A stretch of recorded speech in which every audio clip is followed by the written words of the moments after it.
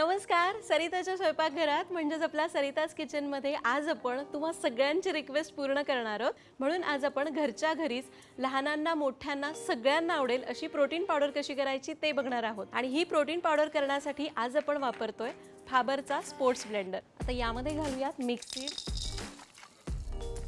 थोडेसे बदाम घेतलेत, भाजलेले शेंगदाणे, थोडेसे काजू आणि भाजून घेतलेले मखाने. आता याच्यासोबत आपल्याला 2 डिटॅचेबल ब्लेड्स मिळतात. एक आहे वेट ग्राइंडिंग ब्लेड आणि दुसरा आहे ड्राय ग्राइंडिंग ब्लेड. आता आज आपण तर हे सगळे ड्राय जिन्नस वाटतोय म्हणून आपण हा ब्लेड वापरतोय.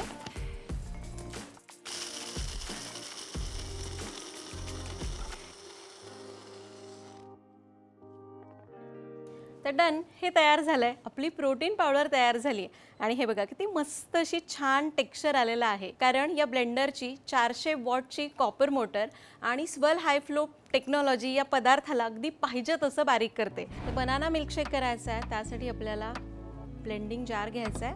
आता यामध्ये आपल्याला घालायची आहे प्रोटीन पावडर जी आपण आत्ताच तयार केली. आणि हो, इथं मी ही 1 टेबलस्पून घेते. तुम्ही आवडीप्रमाणे जसं कमी जास्त करायचं तसं कमी करू शकता. यामध्ये आपल्याला घालायचे केळ. यामध्ये मी 1 केळ तोडून टाकलं. आता यामध्ये घालायचे दूध. आता आपण यासाठी घेतोय वेट ग्राइंडिंग ब्लेड.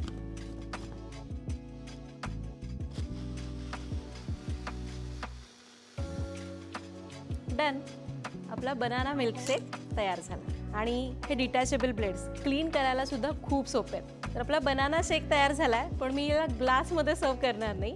तर याच्यासोबत हा सिपर आहे. आपण याला असंच हे लावू शकतो आणि सिप करू शकतो.